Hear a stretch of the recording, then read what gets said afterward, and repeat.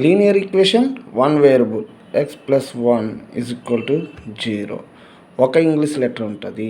Linear equation two variables X plus Y plus 2 is equal to 0. చూడండి, one variable అంటే ఒక English letter ఉంటుంది, two variables అంటే two English letters ఉంటాయి. Variables అంటే English letters. Quadratic equation one variable X square plus 2x plus 3 is equal to 0. చూడండి, X square 2x square ఉంది కాబట్టి క్వాడ్రాటిక్ ఈక్వేషన్ అవుతుంది.